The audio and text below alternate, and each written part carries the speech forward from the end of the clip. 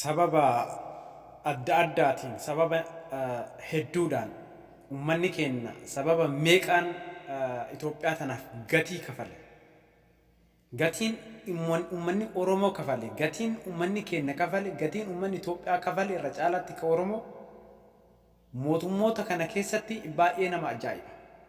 Kana hunda kafallee haga ammaatiitti gatiin isin hanqataa kafalaa jechuun isaanii waan ajaa'ibaati. Atoo Obbiraanuu Juullaa akkuma beekamu yeroo baadummee sanitti gatiin isaan ilmaan Oromoo wajjin kafalan waan ajaa'ibaati. Har'alleen ammoo gatiin isaan Oromoo kafalchiisaa jiran waan ajaa'ibaati. Barra san gatii hagas gahu ummanni kun kafalee har'allee deebi'anii gatii haarawaa nu gaafachuu isaanii waan ajaa'ibaati. Waan an takkaan arginu. Kanaaf gabaabinumatti kan na duubatti argitan kun haati gartee midhaan gurgurattu kun ilmeen gartee nyaattu malee dhugaadha hin bultu. Gartee hoomaa waraanaa bara sanitti Eertiraan gartee ummata keenya kana gartee cafaa turte sababa baadummeetii fi shiraaroo Itoophiyaa meeqatu dhume. Har'a Abiyyiin, har'a Ashaagireen, har'a Biltsiginnaan, har'a gartee tuni ummanni gartee waa faayidaa hin qabne lammiilee nagayaa irratti yeroo kamuu ummanni hawaasni kamuu gamaa gamanaa nagaa barbaadu. Kaadiree fi kaabineen gartee TPLF ummata keenya waggaa 150 oliif gartee dararaa turte jechuudha. Mootummoonni duraanillee kun gartee waan ragaa qabatamaa arguutti jirtan argaa jirraa jechuudha. TPLFin waggaa 27 amma waggaa 30titti guutuu Itoophiyaa tana waliin dhawaa turte jechuudha. Nuufis hin taane biyya saniifis hin taane akkasitti gartee biyyee nyaattee jenneetiniin irra xumurra. Kakanaati ka itti aanu hoomaa waraanaa yeroo ammaan kanatti Itoophiyaa keessatti gartee rakkoolee adda addaa uumtan dokumentariin namni isin dhiyeesse kuni poolisootaa fi federaalotaa fi warreen afaan Oromoo dhageettan hedduu isin fayyada. Lammiin wayita Eertiraa fi daangaa gartee Itoophiyaa hedduutti dhume baran 90 san keessa fakkeenya isin haa ta'u ufduuba garagalaa laala. Ufduuba garagalaa laala. Poolisoonni Itoophiyaa federaalli gartee Itoophiyaadha. Federaalli gartee akkanatti gartee daangaa Itoophiyaatii fi gartee Eertiraa gidduutti nyaatamaa bilchaachaa boo'ii keessatti gartee isin awwaalaa turan. Isin awwaalaa turan. Hoggantoonni tun hoggantoota gartee fokkattoota.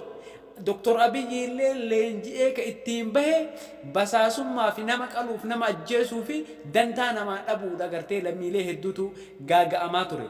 Kanarraan garaagarummaa hin qabdu. Itoophiyaan ummata kamiifuu gatii dhiigaa gatii gartee addaa kafalchiiftee hanga ammaatitti sa'aatii kanatti ammallee kafalchiisaa jirti jechuudha. Warreen lammii keessan irratti rasaasa garagalfattan ilmaan qonnaan bulaa ta'uu akka hin daganne akkaatti bakka kana geenne bakka irra geenne kana isinitti himuu hin danda'u.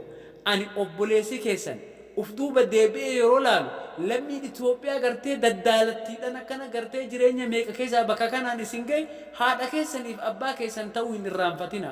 An kana ajaa'iba. Hoomaa waraanaa Itoophiyaadhaa federaalii kan jedhamu afaan Oromoo warri beektan ila walgahaati mari'adhaa isin akka qashaatti tumamtan booda gartee daangaan biyyattis dinagdeenis humni nu qabnus biyyi isin qabdanis ila kun akkanatti hoomaa waraana qawweetitti gartee qawweedhaan ummata gartee nagaatti gargalfattanii miidhamaa turtan jechuudha. Maali muuxannoo dhabuu keessaniiti? Mootummoonni aangoonni gartee aangoo fi barbaacha sinii galame. Mootummaan mallas aangoo fi barbaacha meeqa kam fixee jechuudha. Kakanaati ani uumaa wannaan isinin jedhu hin jiru dubbii asirratti gartee isinin goolaba irra deebi'aatii laala. Irra deebi'aatii laala. Jawaar Mohammad qofa ka isin baasu. Barri agartee barri amma isin itti wal nyaatan hin jiru. Tokko taanee mootummaa gabroonfataa Habashaa ofirraa kaasuun barbaachisaadha isiniin ja'a.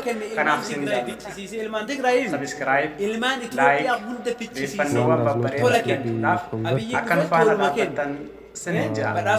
Kun sagantaa keessan yeroo kamuu isin faana jiraachuu isin waliin jiraachuu yaada gaggaarii isinii dhiyeessuuf hawwii qabna. Galatoomaa isiniin ja'a.